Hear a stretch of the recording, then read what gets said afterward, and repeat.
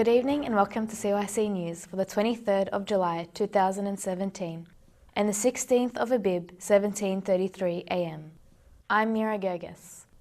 In today's headlines, Jeff Sessions states, "I plan to continue as Attorney General." UAE denies Washington Post report it orchestrated Qatar hack. The Russians at the Trump Tower meeting. Missing Swiss couple found frozen in Alps after 75 years. AIDS deaths halves as more get drugs. United States versus El Salvador, biting Mars Gold Cup quarter-final.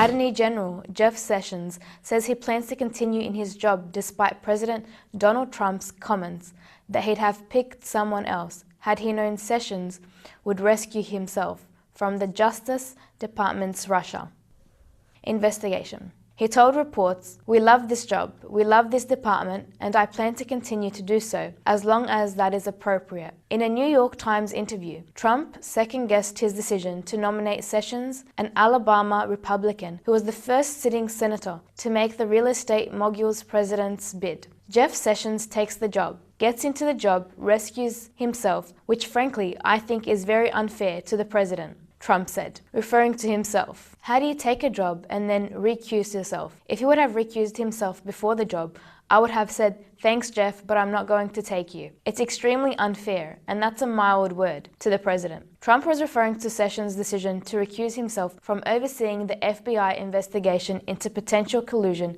between the Trump campaign and Russia. The Attorney General made his decision after it became public that he had previously met on behalf of Trump campaign with Russian ambassador to the US Sergei Kislyak during an event at the Republican National Convention and later in his Senate office. Sessions did not disclose this meeting when he applied for his security clearance. He also did not mention it when he was asked about contact with Russians during his Senate confirmation hearings earlier this year, which led to calls for his recusal.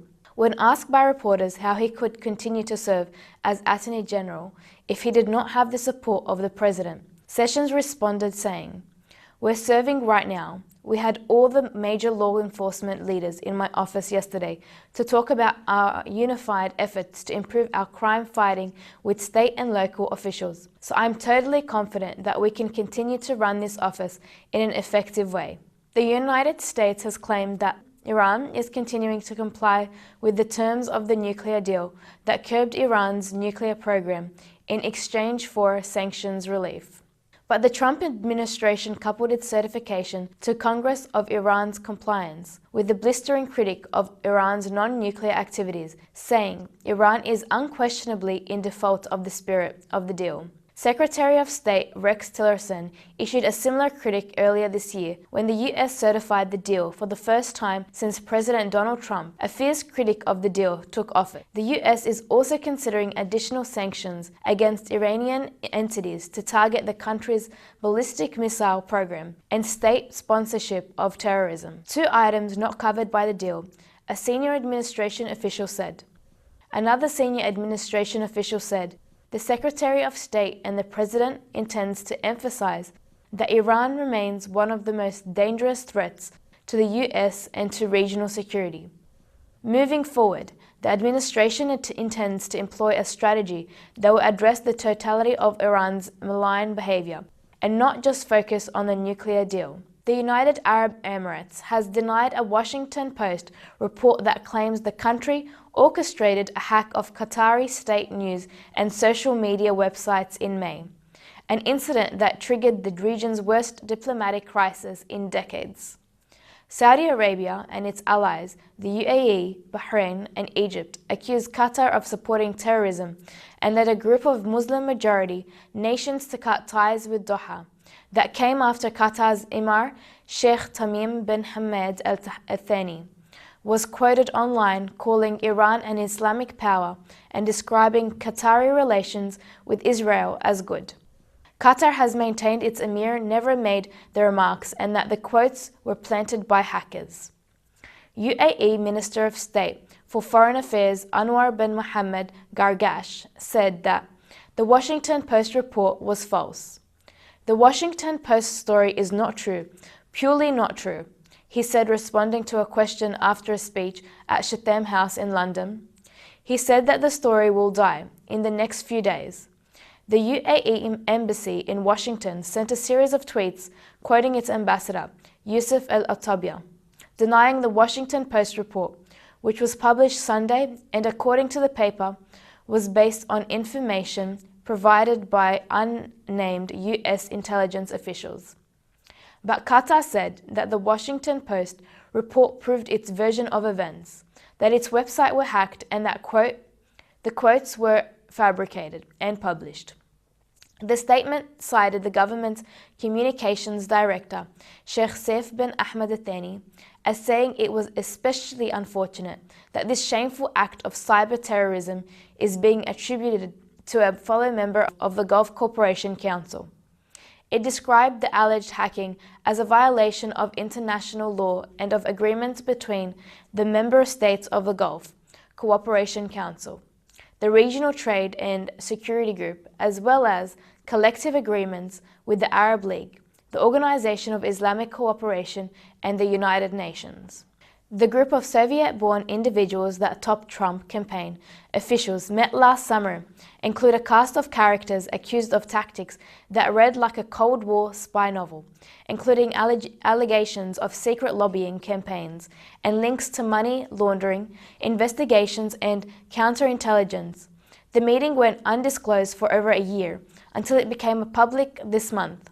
Donald Trump Jr. confirmed many details when faced with reporting about its occurrence. The Trump Tower gathering brought together 8 individuals who have slowly been identified as more details have come to light. Each identification has led to many new questions. The assemblage of shadowy Russian figures with a history of allegations of underhanded work has vastly intensified scrutiny of the meeting and the decision by top Trump campaign officials to attend. From the Trump camp was Trump Jr., then campaign chairman Paul Manafort, and Trump's son-in-law, Jared Kushner. The purpose for the meeting, as Trump Jr. says, he understood it, was to meet with a Russian government attorney regarding information about the Hillary Clinton campaign that the Russian government wanted to provide the Trump campaign as part of its effort to help him defeat Clinton, according to an email chain publicly released by Trump Jr. on Twitter.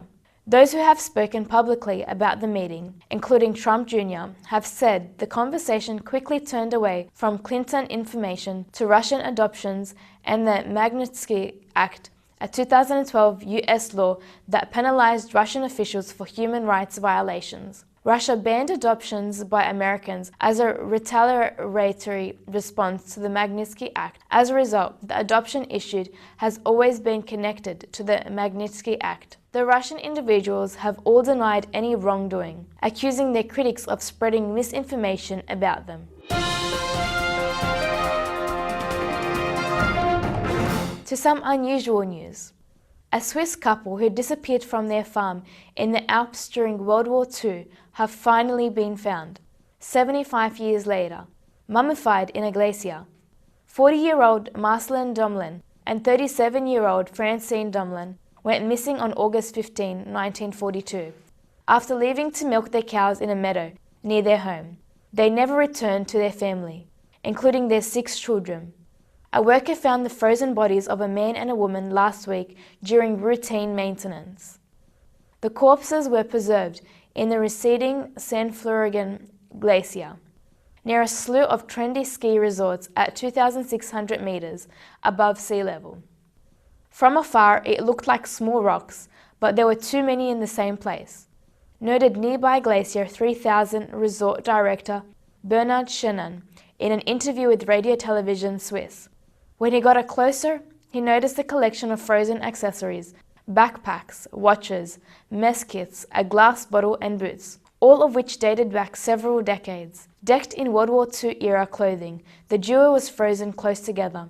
Their bodies have since been airlifted from the Alps. The couple's youngest daughter, 79-year-old Marceline Audrey Domlin, told Swiss paper Le Matin their children had never stopped looking for them. "We spent our whole lives looking for them, without stopping. We thought that we could give them the funeral they deserved one day," she said. Another daughter, Monique Gachi Domlin, told Radio Television Suisse, Her parents were walking to the valley the morning of their disappearance. It was a nice day, she says.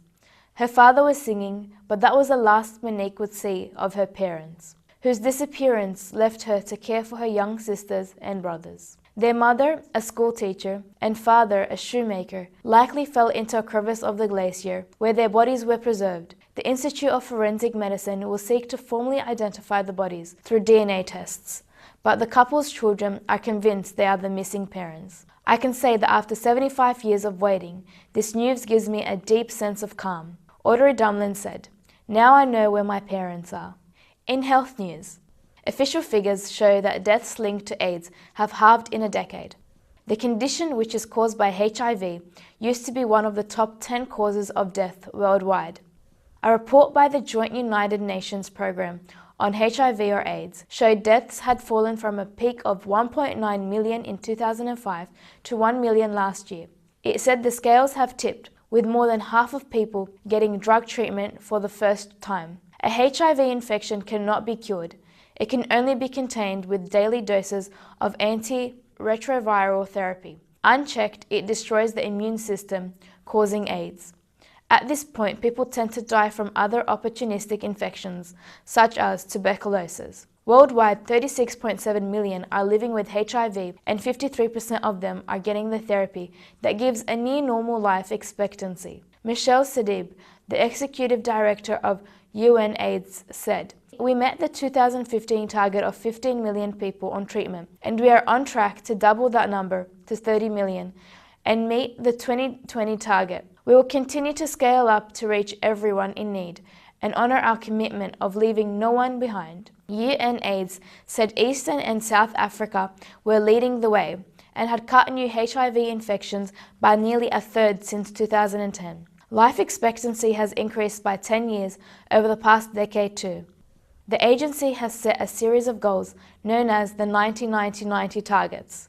The aim is for 90% of people with HIV to be diagnosed, 90% of those to get therapy, and 90% of those to have their infection suppressed by 2020. In 2016, the figures were 77% and 82% respectively.